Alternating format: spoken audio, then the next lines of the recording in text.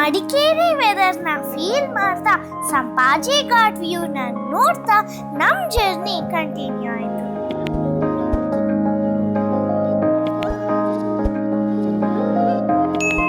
ಮೈಸೂರಿಂದ 265 kilometre distance ಅಲ್ಲಿ ಕಟೀಲಿನ Durga Parameshwari temple ಇದೆ.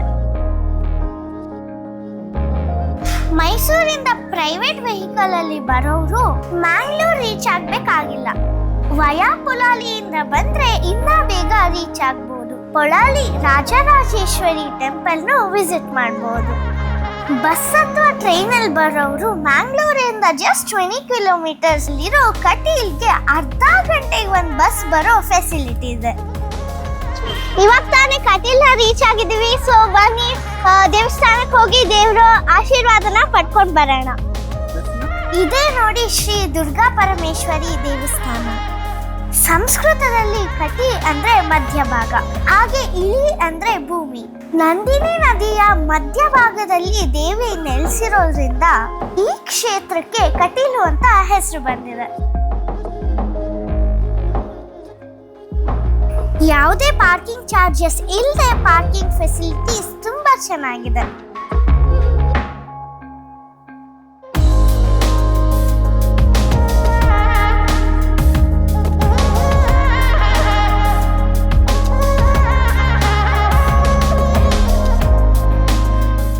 ಇಲ್ಲೇ ಸ್ಟೇ ಮಾಡ್ತೀನಿ ಅನ್ನೋರು ತುಂಬಾ ಕಡಿಮೆ ಬಜೆಟ್ ಅಲ್ಲಿ ದೇವಸ್ಥಾನಕ್ಕೆ ಸೇರಿರೋ ವಸತಿ ಗೃಹದಲ್ಲಿ ಸ್ಟೇ ಮಾಡಬಹುದು.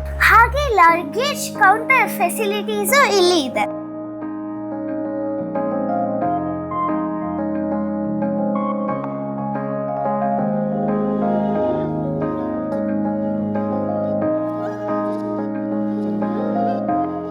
ಬೆಳಗ್ಗೆ 5:30ಯಿಂದ ರಾತ್ರಿ 9:30 ತನಕ ಈ ದೇವಸ್ಥಾನ ಓಪನ್ ಇರುತ್ತೆ. ದೇವಸ್ಥಾನದ ಒಳಗೆ ಹೋಗ್ತಿದ್ದಂಗೆ ನಮ್ಗೆ ಒಂದು ದೊಡ್ಡ ಬಂಡೆ ಸಿಗುತ್ತೆ. ಈ ಬಂಡೆಯಿಂದಾನೆ ತಾಯಿ ದುರ್ಗಾ ಪರಮೇಶ್ವರಿ ದೇವಿ ದುಂಬಿಯಾಗಿ ಆಚೆ ಬಂದು ಅರುಣಾಸುರ ರಾಕ್ಷಸನ್ನ ಸಂಹಾರ ಮಾಡ್ತಾರೆ. ದೇವಿಗೆ ಎಳನೀರಿಂದ ಅಭಿಷೇಕ ಮಾಡೋದು ಇಲ್ಲಿನ ಪದ್ಧತಿ. ಈ ದೇವಿಗೆ ಸೀರೆಯನ್ನು ಅರ್ಪಿಸೋದ್ರಿಂದ ನಮ್ಮ ಇಷ್ಟಾರ್ಥಗಳು ಈಡೇರುತ್ತೆ ಅನ್ನೋ ನಂಬಿಕೆ ಇದೆ.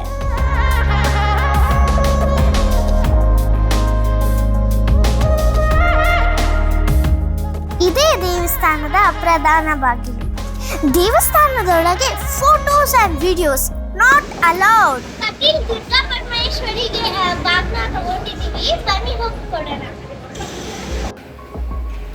ಮಹಿಷಾಸುರ ಸಂಹಾರಕ್ಕೆ ಹೇಗೆ ಚಾಮುಂಡೇಶ್ವರಿ ಬಂದ್ರು ಹಾಗೆ ಅರುಣಾಸುರನ ಸಂಹಾರಕ್ಕೆ ಬಂದವರೇ ಈ ಕಟೀಲಿನ ಶ್ರೀ ದುರ್ಗಾ ಪರಮೇಶ್ವರಿ.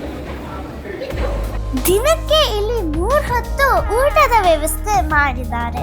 ಬೆಳಗ್ಗೆ 7ರಿಂದ 10 ಗಂಟೆ ತನಕ ಗಂಜಿ ಊಟ, ಮಧ್ಯಾಹ್ನ 11ರಿಂದ 3 ತನಕ, ಹಾಗೆ ರಾತ್ರಿ 7:30ರಿಂದ 10 ಗಂಟೆ ತನಕ ಊಟದ ವ್ಯವಸ್ಥೆ ಇಲ್ಲಿ ಇರುತ್ತೆ. ಮಳೆಗಾಲದಲ್ಲಿ ಈ ನಂದಿನಿ ನದಿ ಮೈ ತುಂಬಿ ಹರಿತಾಳೆ. ಆರಾಮಾಗಿ ದೇವ್ರ ದರ್ಶನ ಆಯ್ತು. ದೇವ್ರು ಪ್ರಸಾದದ ತರ ನಂಗೆ ಬಳೆಗಳು ಕೊಟ್ಟಿದ್ದಾರೆ, ತುಂಬಾ ಖುಷಿ ಆಗ್ತಿದೆ. ನಾವು ಅಜ್ಜಿ ಇಷ್ಟಪಟ್ಟಿದ್ದಂತ ದೇವಸ್ಥಾನಕ್ಕೆ ಕರ್ಕೊಂಡ್ಬಂದು ತೋರಿಸಿದೀವಿ, ನನಗೂ ತುಂಬಾ ಖುಷಿ ಆಯ್ತು. ಸೊ ಈ ಕೆಲಸ ಆಗಿದೆ, ಬನ್ನಿ ನಮ್ಮ ಜರ್ನಿ ಕಂಟಿನ್ಯೂ ಮಾಡೋಣ. ಉಡುಪಿಯಿಂದ ಸುಮಾರು 20 ಕಿಲೋಮೀಟರ್ಸ್ ದೂರದಲ್ಲಿರೋ ಕೋಡಿ ಬೀಚ್ ನ ನಾವು ಅರೌಂಡ್ 6 ಗಂಟೆ ಅಷ್ಟೊತ್ತಿಗೆ ರೀಚ್ ಆದ್ವಿ. ಹೋಮ್ ಸ್ಟೇ ಅಲ್ಲಿ ಚೆಕ್ ಇನ್ ಆಗಿ ಅಮ್ಮ ಮಾಡ್ಕೊಟ್ಟಿದ್ ಬಿಸಿ ಬಿಸಿ ಮ್ಯಾಗಿ ತಿನ್ಕೊಂಡು ಬೀಚ್ಗೆ ಹೋದ್ವಿ. ಬೀಚ್ ಅಲ್ಲಿ ಆಟ ಆಡ್ಕೊಂಡು ವಾಪಸ್ ಬಂದಿದ್ದೆ 8 ಗಂಟೆಗೆ. ಬೀಚಿಂದ ಆಟ ಆಡ್ಕೊಂಡು ಬಂದು ಸ್ನಾನ ಮಾಡಿ ಊಟ ಮಾಡಿ ಅಮ್ಮಮ್ಮ ಅಜ್ಜಿ ಜೊತೆ ದಂಶರಾಜ್ ಆಡಿ ನಿದ್ದೆಗೆ ಜಾರಿದ್ವಿ.